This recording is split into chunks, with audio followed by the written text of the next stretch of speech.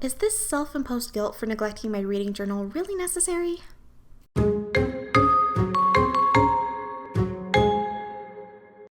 Hey kittens, it's Megan, and the last time this journal appeared on this channel was way back in March. When I first started keeping a reading journal, I wanted to use it as a record for all of my reviews. I'm not gonna lie, it was also to add content to my YouTube channel. The thing is, because I was using it for the wrong things, it just wasn't working for me. I found myself slipping into a reading slump because the pressure to keep my journal up to date was overwhelming, and so I just stopped. I lost all joy when it came to reading. Recently, I've been thinking about my regular bullet journal and why it works for me. It's the changes I make when things don't work out that really make all the difference. I decided to take that philosophy and apply it to my reading journal, turning it into a functional tool rather than a pretty prop. I'm not sure how that's gonna go, but before I can even start with that, I needed to set up the beginning pages for the month of September. I'm a little late getting started, but starting late is better than never starting when it comes to creative endeavors. The first page here is just a, hey, it's okay to have a reading slump page. On the page, I wrote little notes to myself. I wanted to be encouraging about moving forward, and it did take me a while to come to the realization that it's okay for my reading habits and interests to change, and that's kind of made the difference here. I don't use reading as an escape from my life as much as possible anymore. I read strictly for enjoyment, professional development, and sometimes to get out of my own head.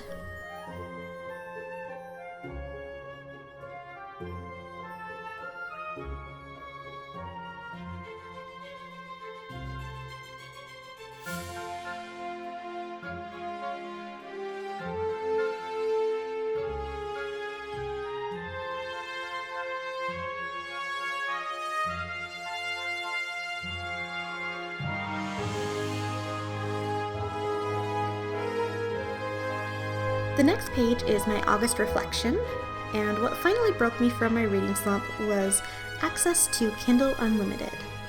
All 5 books I read came from there, and having it immediately available really kept me going.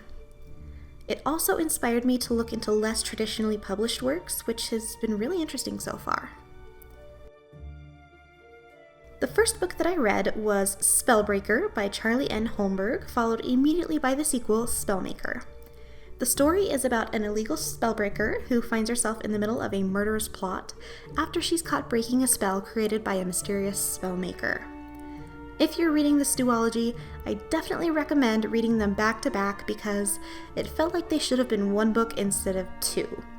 The overall rating I gave this series was 3 out of 5 stars, and I would recommend it.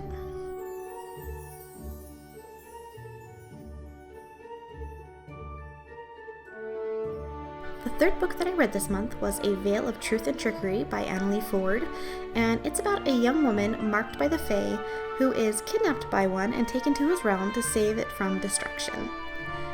It's a new adult novel and does feature a few spicy things, but overall it lacked follow-through on the promise. Even though I gave it 2.5 out of 5 stars, I was still intrigued by the author's writing style, and I'm definitely going to look into the sequel. The fourth book I read was Spicy. The Fine Print by Lauren Asher is an adult romance told in dual points of view, and it's about an acerbic heir to a theme park dynasty who has to find a way to improve the park within 6 months or lose everything. But the one thing that could get in his way is his unwanted attraction to a park employee who can't control what comes out of her mouth.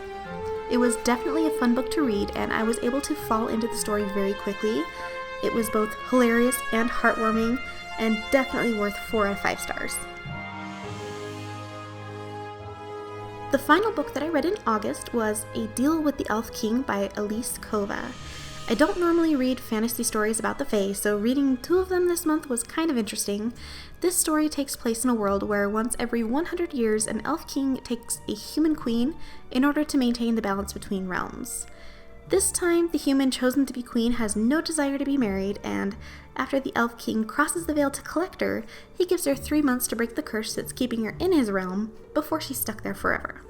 This book was fun and well written, but I was left with a few questions at the end, and the author has written more books in this world, so I will definitely be giving them a try when I can.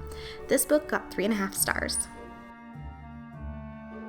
The final page in my setup is my new releases page. This time I decided to focus on 3 books that have been released since my last reading journal video, and I'm hoping to get my hands on them through my local library by the end of the month.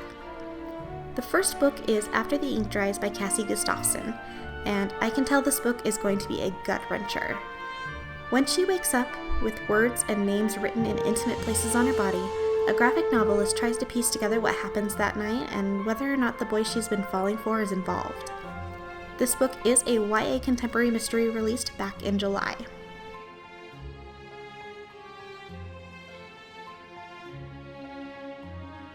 The second book that caught my attention is The Final Girl Support Group. I absolutely love the final girl trope in movies like Scream and Halloween, so when I saw this, I had to check it out. For over a decade, 6 real-life final girls have been getting together in a support group to deal with their trauma. When one of their own goes missing, they realize that someone's trying to destroy them, and they band together to stop the cycle from starting all over again. This is an adult thriller that was also released in July, and I can't wait to get my hands on this one.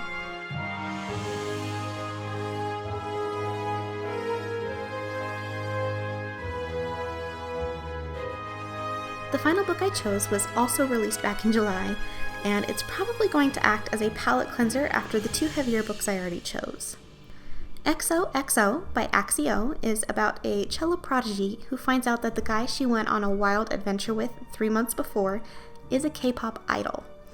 Forbidden romance ensues, and it sounds like it's going to be a fun YA contemporary novel.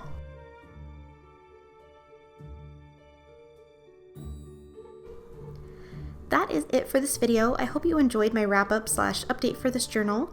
If you liked this video, please give it a thumbs up and think about subscribing to my channel. There are a lot of blank pages ahead, and I can't wait to fill them.